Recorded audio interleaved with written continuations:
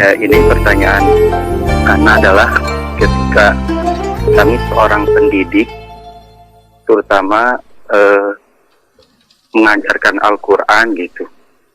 Kemudian ketika kita ada orang tua minta mengajarkan anaknya di rumah, terus memberikan sesuatu, misalkan uang per bulannya sekian, yang Anda tanyakan apakah hukumnya itu, Bu ya?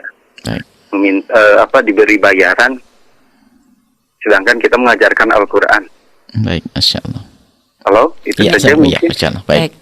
Baik, terima kasih. Terima kasih Bu ya, mudah-mudahan Bu ya semuanya selalu dalam keadaan sehat, amin, panjang umurnya. Amin. Terima kasih. Itu saja. Assalamualaikum Waalaikumsalam warahmatullahi wabarakatuh. Baik Bu ya, langsung saja pertanyaan dari Bapak Khalid. Baik, ada hubungannya dengan pertanyaan sebelumnya tentang ketulusan. Subhanallah. Memang kita harus selalu belajar tulus ikhlas. Iya. Artinya dari pertanyaan itu adalah memang kita semuanya dari penanya-penanya rindu untuk ikhlas agar amal diterima oleh Allah Subhanahu wa taala. Adapun masalah apa yang Anda sampaikan sangat jauh daripada yang diharamkan. Karena Anda mengajar kemudian Anda diberi, Anda mengajar sukarela dan yang memberi adalah juga sukarela. Bahkan ada pertanyaan yang lebih tajam lagi. Apakah boleh kita dalam mengajar Al-Quran dengan sistem gaji? Dulu para salaf itu mengatakan tidak. Karena mengajarkan orang adalah sebuah kewajiban nggak perlu pakai bayaran.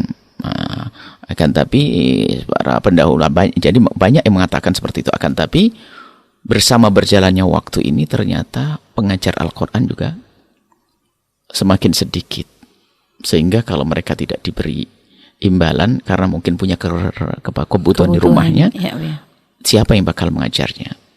Dan ini sudah ada call ini karena ada dari baginda Nabi satu hadis, inna khaira ma ahattum ali ajra kitabullah.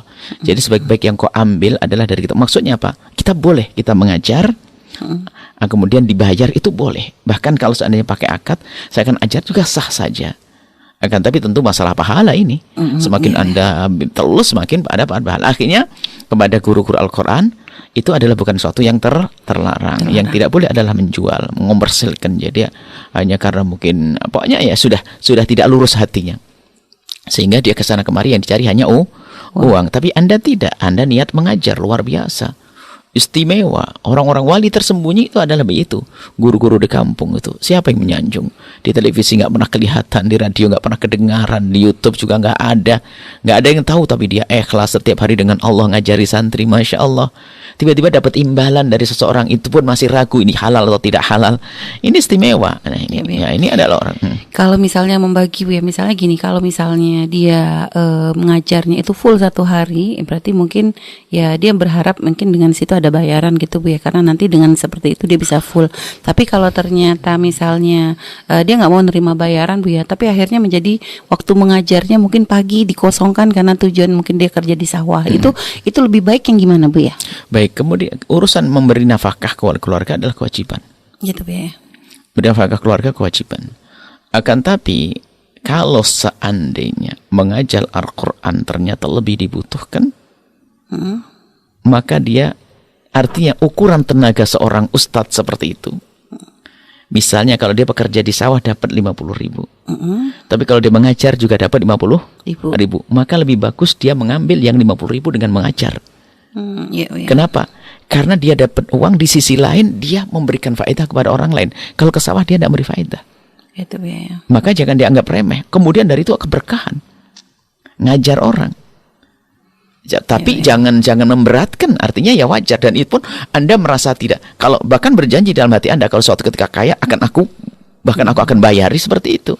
Pengennya tuh kalau misalnya dia kerja, dia akan mengambil bayaran dari mengajar gitu. Pengennya benar-benar mengajar adalah ikhlas gitu. Betul, artinya begini, dilihat jika memang lembaga tersebut tidak mampu memberinya, sangat sah dia punya prinsip, saya akan bekerja di luar sehingga ke dalam saya akan mengabdi.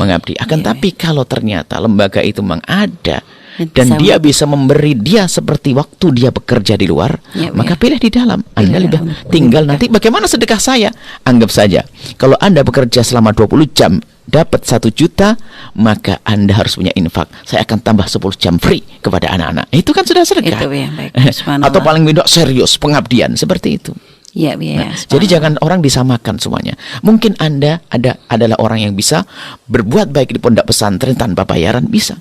Tapi jangan semua orang disamakan seperti Anda. Itu ya. Ada orang memang nggak punya apa-apa, di rumahnya nggak apa-apa, sehingga makanan anaknya pun di saat ini. Tapi sebagai seorang pengajar pun, kalau memang ternyata di lembaga tersebut tidak memberikan yang cukup, maka jangan siksa keluarga Anda. Anda harus kerja cari uang. Imam Nawawi orang sehebat itu ya. Dia waktu belajar pun masih bekerja untuk dirinya sendiri padahal, Ya, karena beliau tidak punya keturunan, tidak punya keluarga. Baik, subhanallah. Terima kasih banyak atas jawabannya.